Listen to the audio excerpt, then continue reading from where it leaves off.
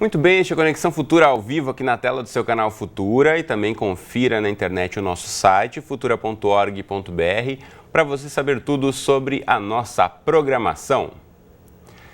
Hoje é dia do nosso quadro Gestão Escolar.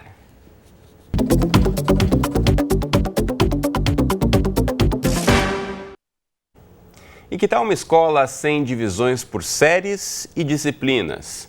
Onde não existam provas e é o aluno quem estipula o tempo que vai levar para cada atividade. Por iniciativas que desenvolvem habilidades específicas e respeitam os interesses de cada um já são realidade. As avaliações são diferentes do modelo padrão da maioria das escolas e o papel do professor também muda bastante. Mas é possível fazer isso em todas as escolas? E qual é a importância de desenvolver a reflexão crítica do aluno como uma forma de mudar aí o meio social em que ele está inserido? Quais são os resultados para o desenvolvimento dos estudantes? Bom, esse é o tema do nosso programa de hoje, então recebemos aqui no estúdio o nosso consultor em educação, o professor Celso Antunes. Mais uma vez, bem-vindo ao programa. Tudo bem, professor? Tudo bem, boa tarde, foi um prazer. Obrigado pela presença mais uma vez. Ao meu lado está a Cláudia Duarte, ela é coordenadora pedagógica da Escola Projeto Âncora. Tudo bem, Cláudia? Bem-vinda. Tudo bem, obrigado pelo convite. Obrigado você pela presença. Também conosco aqui no estúdio está a Fabiola Guadix, que é diretora da Escola Comunitária Cirandas. Tudo bem, Fabiola? Bem-vinda. Tudo ótimo, muito feliz de estar participando. Obrigado pela presença. E você em casa, como sempre, também é nosso convidado. Participe então aí, tire suas dúvidas. Se você não entende bem como funciona essa escola aí, sem disciplinas definidas, quer compartilhar a sua experiência também, mande mensagens para a gente nas redes sociais. Coloco aqui para você, ó, primeiramente o facebook.com/canal Futura Oficial. Você encontra esse post que você pode curtir, comentar e compartilhar, deixando registrada aqui a sua questão. Também na internet, use o Twitter, @Canal Futura é o nosso perfil no microblog, ou ainda pegue o bom e velho telefone e diz que 0 operadora 21 2273 5020. Enquanto você manda o seu recado, começa aqui o nosso bate-papo, já perguntando para o professor Celso, nosso consultor em educação. A gente discute todo mês aqui, né, professor? As dificuldades de colocar uma boa qualidade na escola, de despertar o interesse do aluno, e as escolas que a gente vai discutir um pouquinho mais hoje tentaram reverter um pouco esse modelo convencional. Mas também não é de hoje que existem escolas que não definem, né, disciplinas. Explica para a gente um pouquinho sobre esse histórico, de onde vêm essas escolas um pouco diferentes. Vem de alguns educadores e principalmente de experiências exitosas realizadas em muitos países. E de uma certa forma, mesmo que essas escolas não possam de imediato inspirar outras para que se transformem radicalmente, mas pelo menos para que aprendam com elas e para que possam, aqui ou ali, neste ou naquele aspectos, darem alguns passos na direção dessa mudança. O que me parece ser um elemento muito prejudicial à educação brasileira de maneira geral é a ideia de que ou eu mudo completamente ou então me mantenho no estágio em que eu estou. E o que essas escolas inspiram nem sempre é uma mudança radical, mas um caminho na diferença de uma mudança que já traz resultados significativos e que são experiências que, como eu digo, em alguns aspectos novas, dentro de um contexto de uma realidade brasileira, mas extremamente comuns em países educacionalmente mais avançados que o Brasil. Muito bem, uma das iniciativas que a gente trouxe para o estúdio para discutir hoje é a Escola Comunitária Cirandas, que eu coloco agora o site para você na tela, já poder acessar e buscar outras informações, é escolacirandas.org, representado aqui no estúdio pela Fabiola. Fabiola, explica para a gente um pouquinho como é o conceito dessa escola comunitária, que fica em Paraty, aqui na região do litoral sul do estado do Rio de Janeiro. Exatamente. Bom, a gente costuma dizer que a gente gosta de trabalhar com a diversidade, essa é a nossa principal característica, né? Diversidade de pessoas, né? Então a gente tem metade das nossas vagas para alunos bolsistas, metade pagantes, então isso gera uma diversidade dentro da escola, né? E diversidade de ideias também, né? De ideias, de pensamentos, de linhas. Então, por isso, a gente não tem uma metodologia escolhida, fechada, né, dentro da escola. A gente tem inspirações de educadores, como o professor falou, né, que já estão à frente dessa questão da educação não convencional, de linhas, né, que trazem uma prática, né, nos inspiram numa prática. E aí outras características da escola, como você falou, é não ser uma escola seriada, né, uma escola funcionando em ciclos, né, que a nossa lei brasileira, graças a Deus, é uma lei bem moderna, permite que a gente tenha essas formas de organização, né, nesse novo caminho. Então, são várias... A gente tentou trazer vários aspectos acreditando que, através dessa prática, a gente está buscando essa transformação social, né? Está levando o nosso aluno a poder, no futuro, ser um agente de transformação. Então, pensando não somente na formação do aluno para cada série, mas na formação dele enquanto aluno de educação básica, pensando no ciclo como um todo da formação inicial desse jovem, dessa criança. Exatamente. E fugindo um pouco também dessa questão de que a escola é o lugar só do conhecimento formal, acadêmico, né? Trazer para dentro da escola também outras questões que são latentes, acho, no nosso mundo, né? Trabalhar bastante o relacionamento, que é uma coisa super importante, que às vezes na escola a gente não encontra muito espaço para fazer isso. Então lá a gente busca muito trabalhar o relacionamento, o diálogo, aproximar o conhecimento da realidade do aluno e da comunidade, né? Para que isso faça sentido também. O que eu estou aprendendo? O que eu quero aprender, né? Como eu quero aprender. Muito bacana. Deixa eu aproveitar e mostrar para você também na internet o outro site que é do Projeto Âncora. Vamos colocar aí na tela, projetoancora.org.br. Aqui já tem então o link que eu abri falando sobre a prática pedagógica da escola, mas quem vai contar mais para a gente é a Cláudia. Como funciona então essa questão da educação básica dentro do projeto da Escola Âncora? No Âncora nós temos um projeto e o nosso projeto é um projeto da comunidade de aprendizagem. Para nós, não é a escola que vai trazer a comunidade para dentro dela. Para nós, todos os espaços, e o Âncora é mais um, todos os espaços são espaços de aprendizagem. Então, nós buscamos a aprendizagem de todos. E essa aprendizagem, ela significa a desconstrução da velha cultura e a construção de uma nova cultura, para que realmente a aprendizagem tenha um significado. Então, todos aprendem, né? A aprendizagem acontece, ela se dá através das relações humanas. Mas tem uma questão de uma troca um pouco mais individualizada, de uma orientação, de um tempo, na verdade, para o aluno buscar um pouco mais de acordo com o interesse dele? Sim, porque nós trabalhamos por projetos de aprendizagem.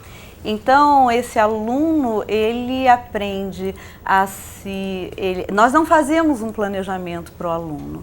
Nós ajudamos, né, nós estamos juntos com o aluno para que ele aprenda a se planejar.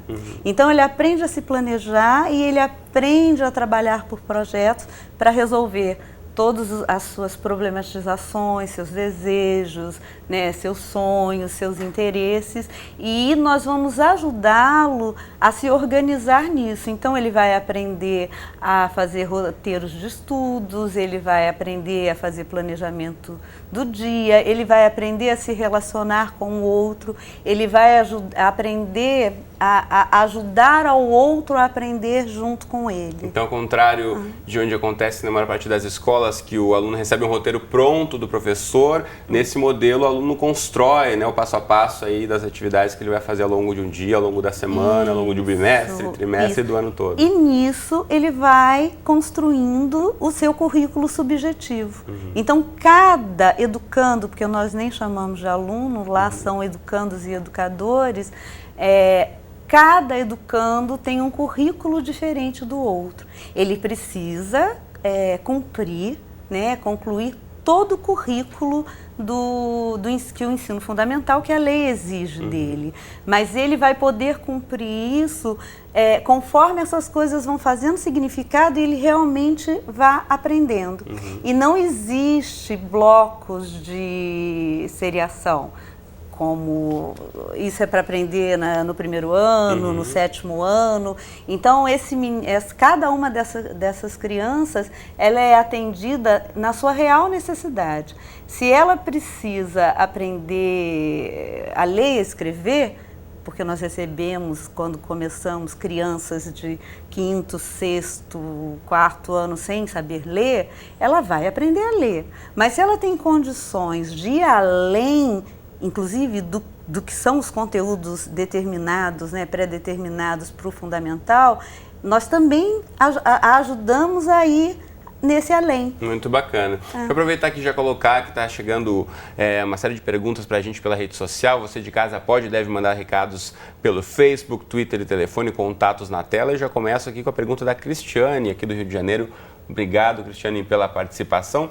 E ela pergunta, quero primeiro que o professor Celso explique aqui para quem não acompanha, quem não é do meio da educação, ela pergunta se o modelo construtivista está inserido nessa classificação de escolas não convencionais. Só explicando primeiro, professor, o que seria o modelo construtivista para quem não é educador. A essência do modelo construtivista é que o aluno é agente do seu próprio processo de aprendizagem. Ou seja, ele não é um espectador que aprende na medida em que o professor fala, mas ele se constrói, ele aprende a aprender, não é? E evidentemente que a resposta é altamente positiva, mas elas explicarão como isso processa, mas na verdade a ideia central está nessa aqui, quebrando aquela rotina, aquela ideia de que o aluno está na sala de aula para ouvir saberes que pertencem ao professor. O professor, dentro de um esquema construtivista, ele não ensina, ele ajuda o aluno a aprender, como aliás estava sendo colocado pela Cláudia. As perguntas que eu acrescento também a essas que foram feitas, os professores que eventualmente chegam à escola no correr de um ano letivo, e que trazem uma experiência própria que não é a experiência da escola. De que maneira adaptá-lo? E também, nesse mesmo contexto, para as duas, eventualmente aquele aluno que não entra no primeiro momento em que a escola começa e que, portanto, vem transferido ou que, por uma contingência de mudança geográfica da localização de trabalho dos pais, tem que sair e se adaptar a uma escola comum. Como é que é feito esse processo, aluno-professor, de adaptação? Quero começar ouvindo a Fabíola em relação à formação dos professores, então. Como é formá-los ou se já vêm preparados para esse modelo? Não necessariamente vêm preparados, né? A gente até tem professor dentro da escola que chegou esse ano e que já trabalhou em escola por ciclo. Isso facilita um pouco, né? Porque tudo isso é muito novo, embora já existam há alguns anos escolas trabalhando assim, no geral é muito novo. Então, eu costumo dizer, e aí as pessoas vêm com muito medo, nossa, mas eu nunca trabalhei nesse modelo, como é que vai ser? Eu falo, calma, nós nunca trabalhamos nesse modelo, todos nós, né? Nós, adultos, educadores e as crianças e os pais, isso é tudo muito novo para todo mundo. Então, a gente está aqui para todo mundo aprender junto, a construir essa escola, né? E isso é legal porque você dá oportunidade para as pessoas participarem e acrescentarem os seus saberes. E por ser uma escola nova também possibilita essa construção coletiva. Exatamente, né? Nós estamos no 2º ano de existência da escola. Então, isso é muito legal porque quando o professor vem de uma outra prática, é óbvio que ele traz as suas contribuições, né? Porque a gente não pode negar aquilo que já foi vivido por todo mundo. E aí a gente vai acolhendo esse professor, né? E mostrando para ele que a gente está ali construindo junto. Como a gente está no nosso 2º ano, é interessante porque o primeiro ano foi começar do zero é muito difícil, né? Começar uma prática. Agora já é um pouco melhor porque a gente já tem uma experiência, né? O que não significa que não é desafiador, porque a gente trabalha com uma pedagogia viva. Então, hoje está assim, mas pode ser que amanhã não esteja. A gente deixa as próprias crianças, a própria comunidade indicar esse caminho para a gente, né? Construir o aprendizado é isso, o diálogo com o aluno, como o professor estava falando, é isso. Eles mesmos vão mostrando para a gente quais são os caminhos. Então, está todo mundo aprendendo junto. Como é, Cláudia? Você já tem um pouco mais de estrada em relação a essa experiência, tanto dos professores já estarem mais acostumados ou não? Como é? Um pouco mais de estrada é quase um ano e meio mais. Mas, nós somos uma equipe. Então, lá, nenhum professor está sozinho, porque como nós não temos turma e a sala de aula, todas as pessoas, elas trabalham juntas. Então, todas as crianças estão juntas, como todos os educadores. Então, nós nos transformamos numa formação coletiva através da formação pessoal de cada um. Quando um educador chega, né, ele chegou, não importa a formação dele, ele não vai ficar sozinho, ele vai estar junto com os outros para que ele possa ir observando, para que ele possa ir fazendo junto com o outro, e nisso ele vai aprendendo. E não importa o tempo, se o tempo for um mês ou for um ano, ele vai ter toda a equipe junta com ele para que ele possa fazer isso. E isso ultrapassa o outro educador, porque como as crianças vão desenvolvendo autonomia, elas também nessa troca vão ajudando aos novos professores, aos novos colegas a aprenderem então, também. O aprendizado é coletivo não só entre os alunos, mas também com os professores, né, que eventualmente podem estar sempre se renovando, e os que chegam poderem adaptar a novos conceitos também. Mas tem um detalhe, Diga. Que é muito importante. Porque o projeto ele parte de princípios e valores. E todas as pessoas envolvidas, que são educando, educadores, voluntários, famílias, todas as pessoas que chegam, as visitas, é preciso saber quais são os nossos princípios e valores e viver dentro desses princípios e valores. Por quê? Porque é uma transformação, é muito além de formação. E isso é muito bom, porque nesse trajeto todas as pessoas vão revendo todas as questões da educação, né? Então, essa educação que está aí, que é tão questionada por tantos educadores, por tantos pais e alunos, ela pode ser pensada e repensada nessa dinâmica. Muito bacana. Deixa eu aproveitar aqui e engatar junto a pergunta do professor Celso em relação à adaptação de alunos que chegam ao meio do ano. Tem a pergunta do Fabrício, que mandou uma mensagem para a gente. Obrigado, Fabrício, por acompanhar a Conexão Futura. Ele disse que está curtindo aqui nosso bate-papo e queria saber das diretoras das escolas em relação à possível rejeição dos alunos a esse método diferente de educação. Imagino rejeição frente a já conhecer um outro método. Então, como seria isso, né? Chega o aluno no meio do ano, Fabíola, como é que seria essa adaptação caso ele não consiga se adequar ali a esse outro tipo de ensino? Olha, eu acho que para a criança não é muito difícil se adequar, sabe? Às vezes é mais difícil para a família, porque também a gente já está com essas práticas educacionais muito enraizadas, né, na sociedade, na gente mesmo, né? Mas é óbvio, assim, e não precisa entrar no meio do ano, mesmo quem vem já de outra escola, que entra, né, inicia o ano na escola, para a criança também é difícil quebrar essas práticas, né? Só que é muito interessante, porque como a gente, a princípio, ela leva um susto, assim. Eu lembro que a gente tinha crianças que falavam assim, nossa, mas quando eu vou ter aula? Porque está acostumado com aquele padrão de entrar numa sala de aula e o professor está ali falando, olha, agora a gente está tendo aula de ciências, então o assunto é esse.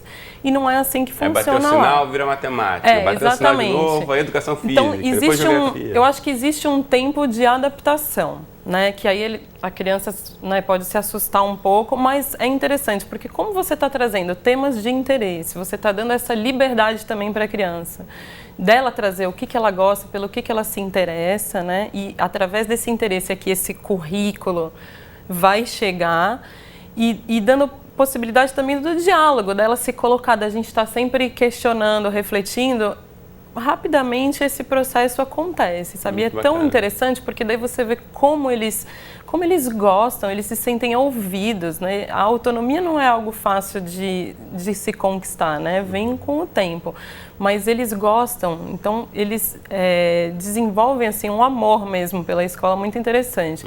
E tem todo esse trabalho também que a gente tem que fazer com a comunidade, né? Não é só a criança, é o pai que está sempre ali com as dúvidas, então a gente também tem que acolher. O pai também provavelmente passou por uma escola convencional, da disciplina, né? Do boletim, da prova. E eu acho que os pais também se cobram muito no sentido, nossa, será que eu estou fazendo a escolha certa para o meu filho? Então traz essa preocupação. Então a gente está sempre acolhendo, né? Uma coisa interessante que a Cláudia falou, que é isso, assim, também o trabalho em equipe, né? Lá na escola a gente estuda bastante e lembrando um pouquinho do Paulo Freire, né? Reflexão, ação, reflexão, enfim. a gente está o tempo todo reunido, repensando a nossa prática, avaliando o que a gente está fazendo, como que a gente está fazendo, né? É um processo contínuo a educação, né? Não tem manual, não tem como instalar essa pílula pronta aqui, vai estar tudo solucionado. E feito assim na coletividade, com a participação dos educandos, é que fica muito mais interessante mesmo. Cláudia, queria que você comentasse em relação a essa questão da adaptação dos alunos ou eventual rejeição ao diferente método de ensino. Como eu falei dos valores, né? E nós temos 5, que são respeito, responsabilidade, honestidade, afetividade e solidariedade. E aí quando a Fabíola fala assim, o menino logo ele percebe, ele gosta, porque as crianças elas chegam ávidas por respeito. Elas sentem uma necessidade muito grande em serem respeitadas, aliás, todo mundo. Quando elas começam a perceber que aquele espaço realmente tem respeito, não é uma fala, mas realmente é uma vivência ali, nós buscamos isso, não você vai ser respeitado e você não vai respeitar o outro, mas todos vão se respeitar. E o segundo ponto, quando a criança percebe que ela pode, de fato, estudar, buscar, pesquisar o interesse dela, o que faz sentido para ela, aí todo esse velho, né, esse paradigma que tem que ser a aula, porque ela chega com isso mesmo, isso cai por terra, porque ela percebe que existe um outro jeito e que é um jeito que realmente a respeita, né, e valoriza toda a sua individualidade. Em relação à família, quando ela percebe o resultado, e o resultado é que o filho está aprendendo de fato e que ele está feliz com isso, essa família se torna parceira e cada vez mais a gente consegue sair dos muros da escola e nós realmente a gente está se tornando comunidade. Então, tem família dentro da escola, temos nós dentro da escola, tem até educador que já mora na comunidade, a gente parte para trabalhos na comunidade, junto com os pais, com as crianças e com outras pessoas. Então, cada vez mais deixa de ser este espaço, escola, para poder virar comunidade de fato. Como se só os muros da escola delimitassem, né, o espaço para aprendizado, de fato a comunidade como um todo e a família, né, o bairro, a cidade, todo espaço tem que ser incluído aí no processo da educação. A gente está aqui quase chegando no finzinho do programa, eu queria só voltar ao professor Celso para um comentário. A gente sabe que podemos ter incentivado vários educadores ou gestores também a repensar os métodos aplicados nas suas escolas, mas lembrando sempre, as professoras já mencionaram aqui, né, a Lei de Diretrizes e Bases da Educação Brasileira, o Ministério da Educação determina, né, uma série de conteúdos que devem ser aplicados ou trabalhados com os jovens, com as crianças. Então, de que forma adaptar ou começar por onde, lembrando também aí as nossas metas do Plano Nacional de Educação, de melhorarmos a qualidade, a inclusão das crianças na escola. É um grande desafio transformar a escola que está agora sendo executada no dia a dia com as metas e as determinações da lei. Começa-se por onde, professor? Exatamente. Eu creio que a tendência cultural brasileira é o 880. Isso não é branco, é preto. O brasileiro convive com muita dificuldade com o meio termo. E o que me inspira em escolas que realmente desenvolve uma educação como essa, não é apenas transformar de imediato a escola tradicional, convencional, para uma escola com essa linha, mas que essas linhas educacionais inspirem mudanças, às vezes pequeninas, às vezes sutis, mas que representam, se não um alcance pleno de uma nova educação, degraus na direção dessa nova educação. Percamos essa ideia de que mudar é mudar tudo, ou então fica como está. Mas buscar inspiração nisso que está sendo colocado para dar um passo à frente. Já é um caminho significativo. Muito bacana. Aproveito para mostrar para você de casa o site do professor Celso Antunes. Você pode buscar aqui, tem uma série de textos sobre as diversas palestras, publicações do professor aqui. Você que gosta da área da educação tem que conhecer e acessar esse site, celsoantunes.com.br, para saber mais sobre o nosso consultor de educação e todas essas dicas importantíssimas aí que ele esclarece para a gente aqui todos os meses no Conexão Futura. Mas por agora o nosso tempo está chegando ao fim. Obrigado, professoras, obrigado, professor, pela presença. É um prazer saber um pouco mais sobre o trabalho de vocês. Até a próxima. Obrigada. Muito bom. Você de casa, obrigado pela companhia de sempre. Então, eu te espero aqui de segunda a sexta, às 2h30 da tarde, no Conexão Futura. Também temos exibições, 00:30, 7h30 da manhã, ou ainda um encontro marcado, qualquer hora do dia e da noite, lá no site do Futura. Um abraço para você e até a próxima.